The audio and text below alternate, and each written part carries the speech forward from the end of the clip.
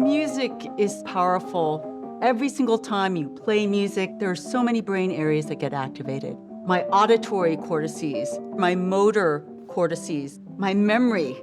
Beauty releases dopamine. It activates our reward system. Creativity, why do we pursue it? Cavemen and cave women painted beautiful paintings. We know that there was musical instruments thousands and thousands of years ago. We've always been driven to these artistic approaches. Why is that? I think it's because our brains are attracted to creation of novel things. Every experience you have is a combination of the remembered past as a set of prediction signals and the sensory present. Your brain is able to combine bits and pieces of past experiences into a novel set of predictions.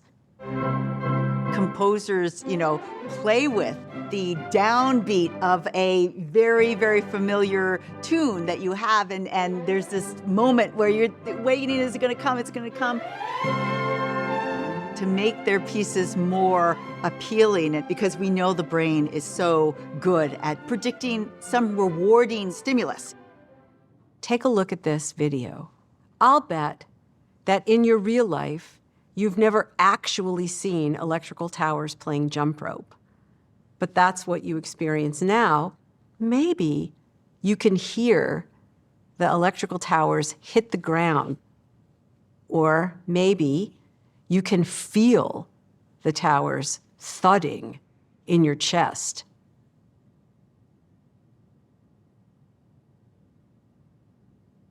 Nothing happens in the brain that it doesn't have some biochemical aspect to it.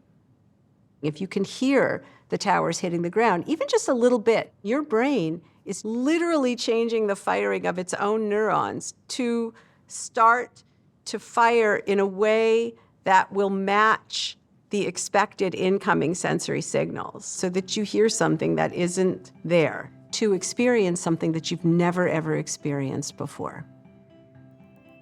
The truth is, brains never complete their wiring. The brain can continue to wire itself throughout your entire life. People of all ages have the capacity for positive growth. So in this episode, we are going to talk about our brain's ability to change and grow so that we can become the best versions of ourselves. This is Brain Health on Masterclass.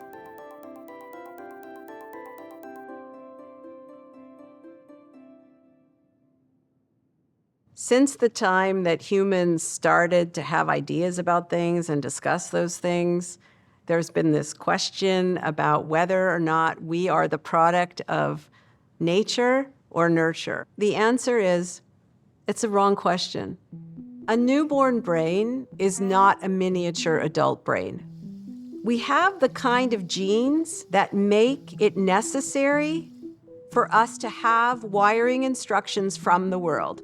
We have the kind of nature that requires nurture. An infant is not born being able to see. The visual system in the brain is not complete. The neurons in the brain must receive signals from the retina for the neurons to wire themselves up properly. You have to teach them how to burp. You have to teach them how to nurse. When an infant is born, it's born with many, many, many more connections than it will have when the baby is 2, because there's a lot of pruning going on, meaning that if some connections aren't being used, they'll die back.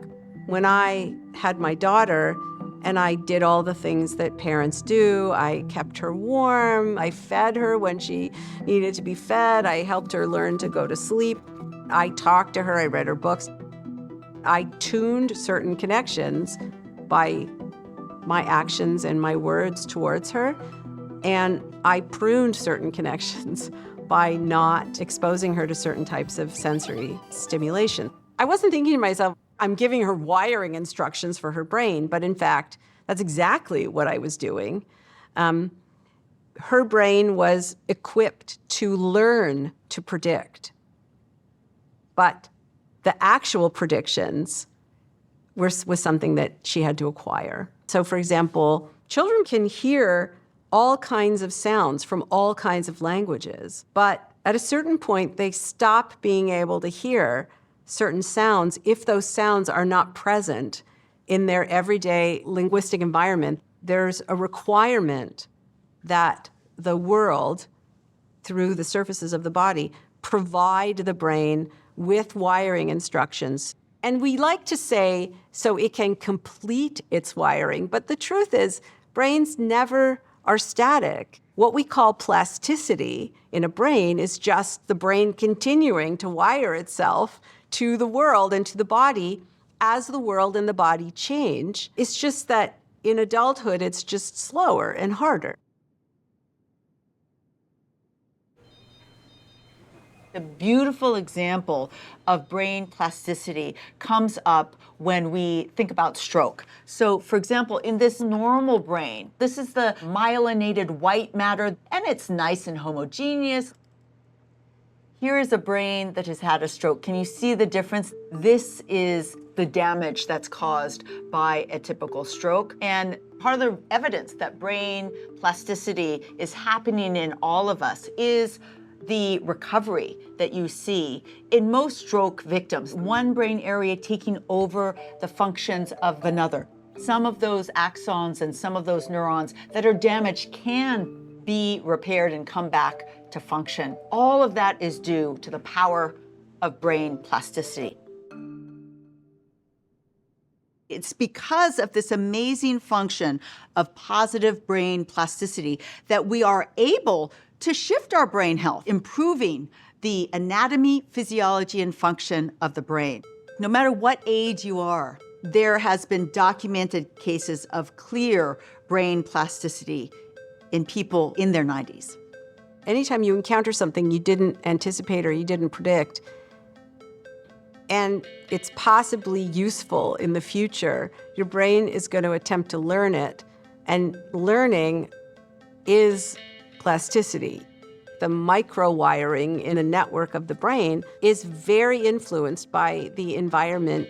So if you're in an enriched environment, your abilities will be very, very, very different than if you are in an impoverished environment. Exposing yourself deliberately to new experiences now, doing novel things now, whether it's by meeting new people or reading new things or traveling to new places or acting in a play or watching a movie, gives your brain the opportunity to learn and therefore predict more flexibly in the future. It's not doing the same kind of puzzle or the same kind of activity all the time. Learning new things is helpful for the brain. And it's about challenging yourself.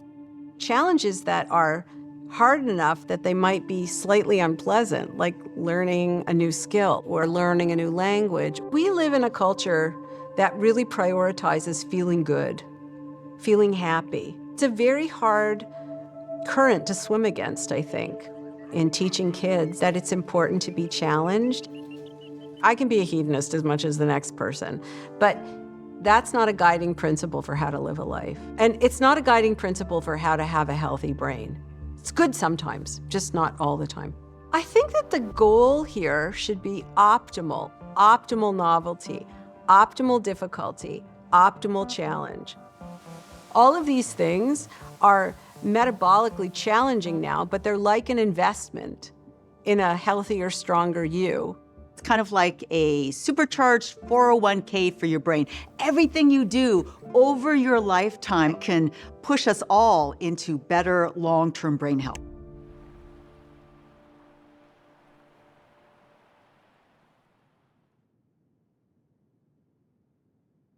The best memory experts can remember the order of an entire deck of cards. It is shocking.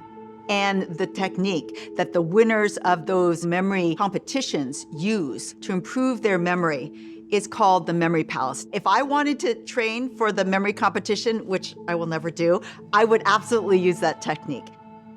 Let's say I want to remember a grocery list. And so I will walk into a visualization of a physical space that you know really well. Usually it's your childhood home. And in the foyer, I will visually place a carton of milk. And then I'll go into the living room and I'll put the blueberries right there on the other side of the little wall. Then on the piano bench, I will place bananas. Right in front of the window, I will place my celery. And then on the couch, I will place my spinach. Somehow, that visualization of that very familiar place will allow me to remember milk, blueberries, bananas, celery, and spinach. And if I hadn't used it, I probably wouldn't have been able to come up with that list because it's exceeding my immediate memory span. Give it a try. The hippocampus is really good at associating things with other things, as well as spatial memory, memory for the spatial layout of things. These memory techniques are based on what the hippocampus does well.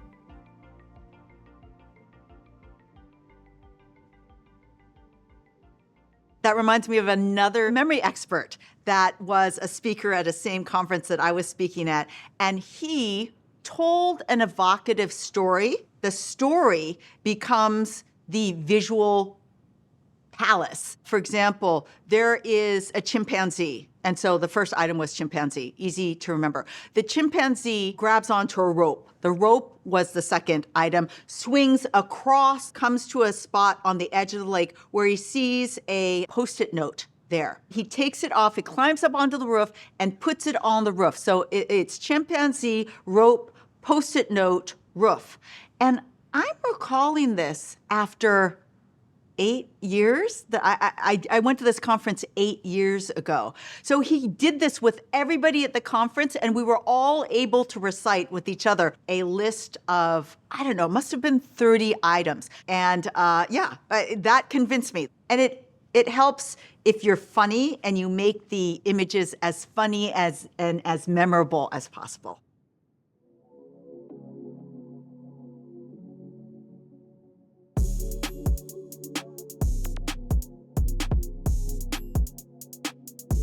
Movement, physical activity is so powerful for our brain because one of the things that it does is it stimulates the growth of brand new brain cells in your hippocampus. As an adult, every single time you move your body, you are releasing a growth factor called BDNF, or brain-derived neurotrophic factor. It goes straight into your hippocampus, and that is what you need to grow brand new hippocampal cells. Neurogenesis, the birth of brand new brain cells. That is a powerful long-term way to improve your memory function, improve the strength and the size of your hippocampus. I want as many shiny new hippocampal cells in my hippocampus as I can get.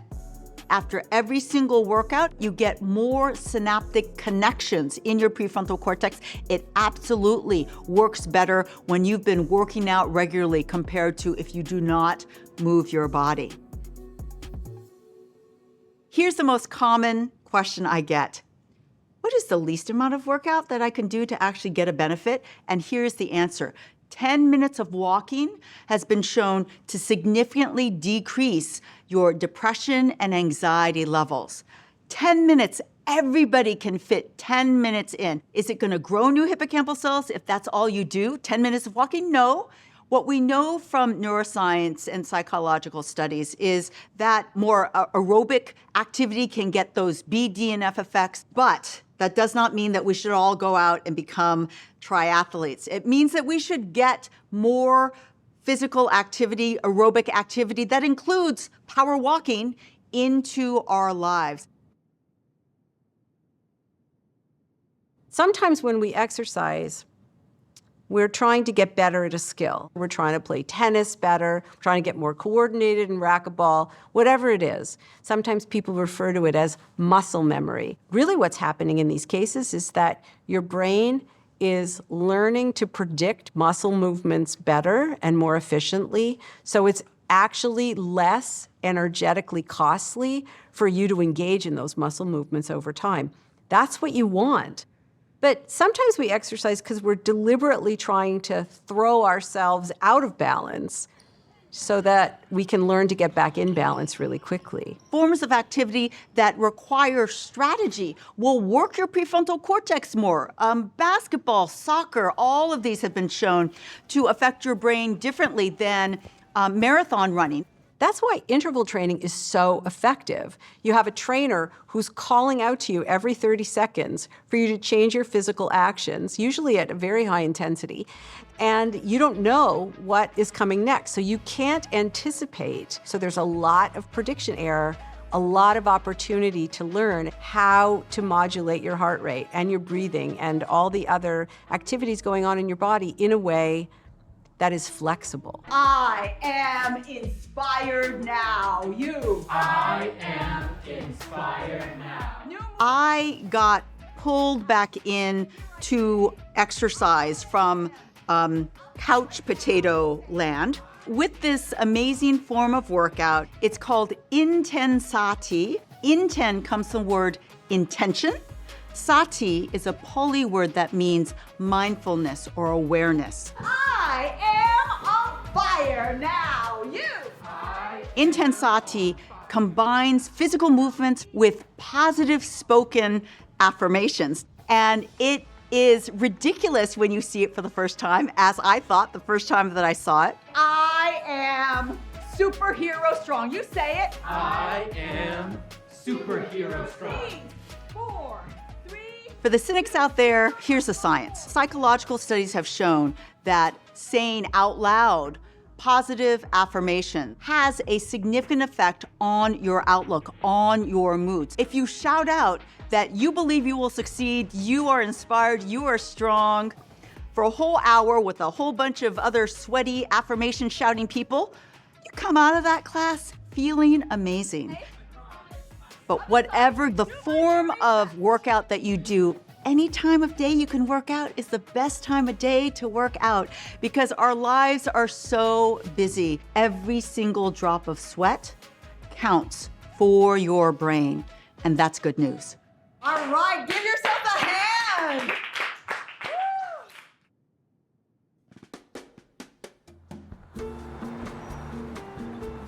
I'm really in my element in this place because it's kind of like a spice wonderland. All the different colors here are just beautiful. There are 2 long aisles of different types of chili from all over the world. All of these have a different Scoville unit of heat, so depending on the spice level you can tolerate, watch for that. But the other thing about it is that they all contain capsaicin.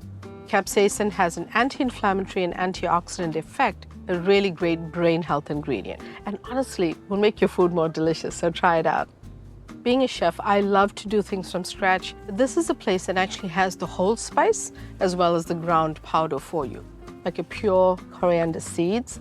And by the way, I have a separate coffee grinder just for my spices. There's a tip for you right there. It just depends on the level of effort you want to go to. But for your brain health, the more times that you can go toward a whole food and a pure food, same thing with spices, the better for you.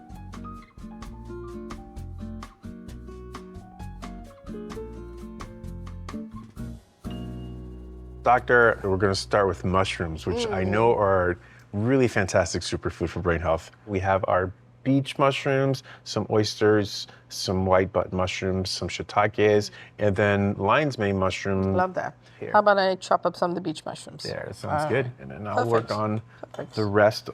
Chef, the thing about mushrooms, they're so nutritionally dense. They have bioactives, they're rich in fiber, great for blood sugar. So I'm just going to salt our onion. The salt's going to pull out the moisture. You can add a little bit of chili Great. to add a little bit of that heat. Beautiful. This is a quick pickle. And that chili pepper is rich in capsaicin. Pops of acid Right. are really delicious. And we're just gonna top them off with this beautiful apple cider vinegar. And our pan is nice and hot. I'm gonna add our avocado oil, generous amount because the mushrooms are going to absorb quite a bit of oil. And we'll gently lower them into our Want them pan. to get that sear. Yes, I don't want them to steam. So I'm not gonna add any salt because salt brings out moisture. Yes. Moving Great tip. on to one of my absolute favorite ingredients, especially living in the Pacific Northwest, wild coho salmon, Yeah. always with the skin on. There you go. Yeah. We are going to pat our fish and just make sure it's nice and dry. We're heating up our pan for the salmon. I don't want it too hot because the thing to beautiful crispy skin, Yeah. you want to kind of render it slowly. A gentle season on the skin side because it is going to kind of contract. There's so many exceptional benefits of wild-caught salmon. The long-chain omega-3s, specifically EPA and DHA, they are responsible for some of the cellular development in our brain. Omega-3s are available in the fish, but more concentrated in the skin. You're eating the whole food, and you're just going to be better off doing that. And if you enjoy the skin, why not? Should be nice and medium rare on the inside. And our mushrooms have gotten that beautiful color. I've lowered my heat a little bit. We're gonna add some garlic now. And now we can start seasoning. And I'm just gonna julienne a little ginger into this. We are going to finish this off with spinach. Spinach is a great source of fiber, iron. Iron is really important for neuron development. The World Health Organization has informed us that 30% of the world's population is deficient in iron, especially women and children. I like to wilt my spinach just until it's bright green and still has a little bit of give. Yeah. And we are ready to go. We can take this to a Wonderful. plate and we'll just add this to give it all just like a little bit of punch. And voila, doctor. I can't wait, chef. We have to share some together.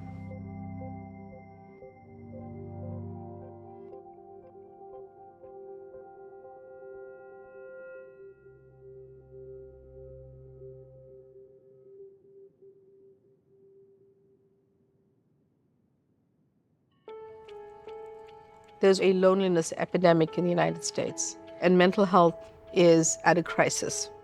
Food is a great way to integrate with people. It's a way to bring your neighbors in, to taste one another's cultural heritage. It's a way to form a sense of community. And I think that that is one of the most powerful things that we need to lean into. Human beings are social creatures. That means we need each other. Laughing and pleasurable social interactions decrease your stress levels. We are the caretakers of each other's nervous systems. So if you're going for a walk, say, with someone who you like, it will be more efficient for your brain to regulate your body. Because of the incredible complexity of the brain. How many social connections you have, including just saying hi to the barista at Starbucks, can predict how long your life is going to be. Social interaction is powerful, and one of the things that it does is it can take advantage of your reward system. This is the heart of the dopamine system of the brain. We're looking at the caudate nucleus. Here is the putamen. Dopamine. It is the neurotransmitter associated with reward. It's part of the system that makes you feel good. What releases dopamine? Sex releases dopamine. Exercise releases dopamine. Studies have shown that acts of compassion releases dopamine. This sounds kind of crazy, but actually there's research to back it up.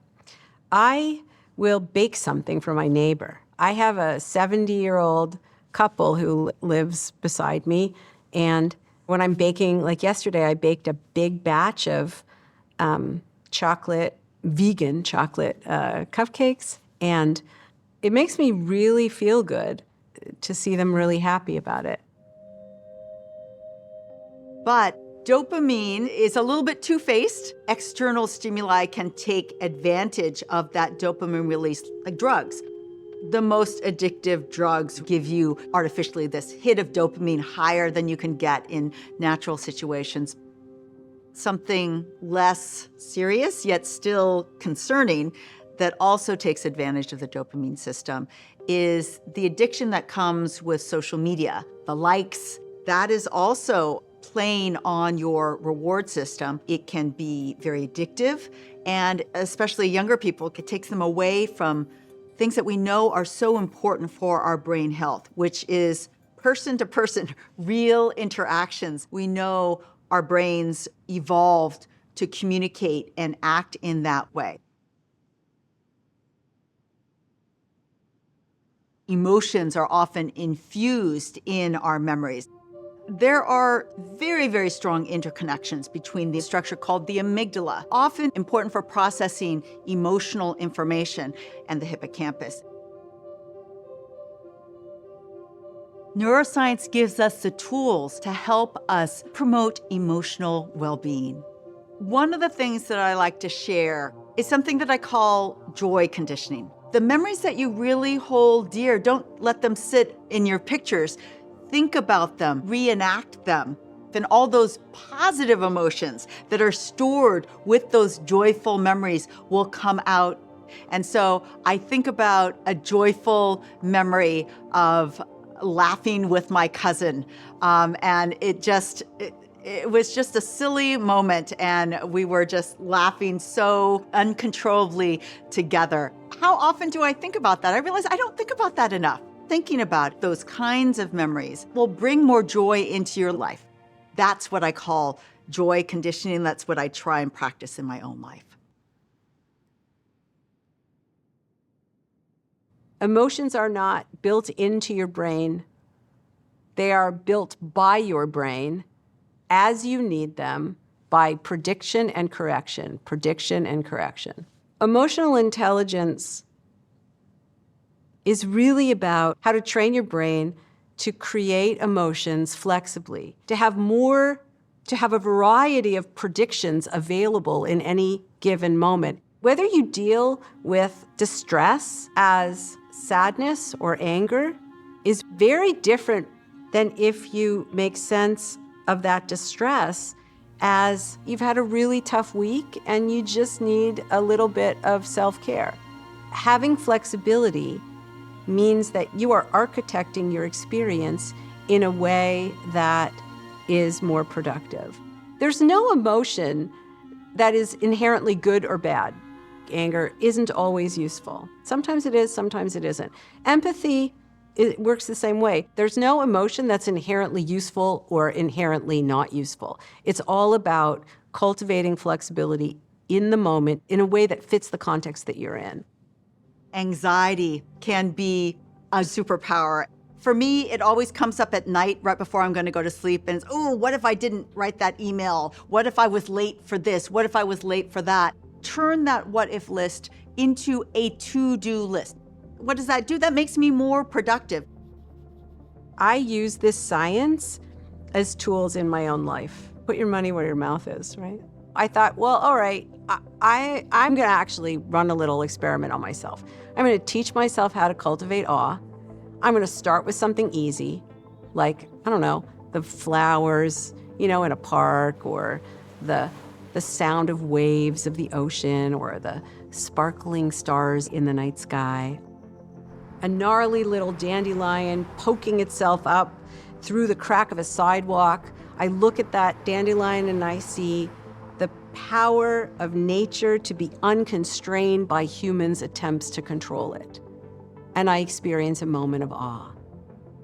I was practicing until I got really automatic at it so that I could use it in moments of great stress where I really needed it. When someone cut me off on the highway, or when I'm waiting in line for something and I'm late, and I could just pull it out of my pocket whenever I needed it.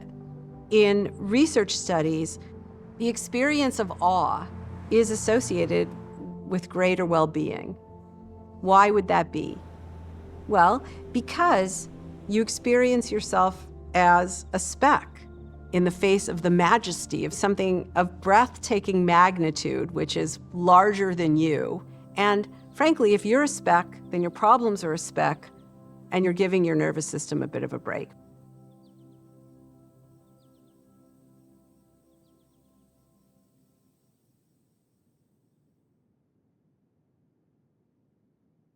There are three things I'm most excited about in the future of neuroscience.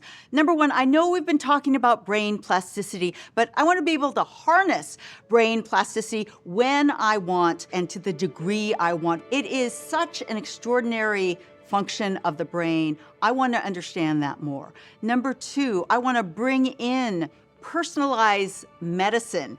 How can I use my genetic background and my age and my predilections to benefit my brain the most?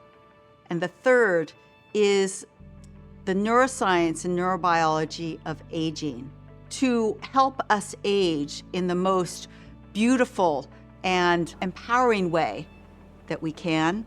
The one thing I feel pretty certain about, given the available evidence, is that keeping your brain healthy matters to everything from your mood to your ability to remember. My prescription is do all these things that we've been talking about from as early an age as you can. Move your body, sleep the optimum amount for your brain. Eat a Mediterranean diet, have strong social connections, as much love and laughter in your life as you can. You do that from the age of 8, your brain is going to be as good as it can be at the age of 88.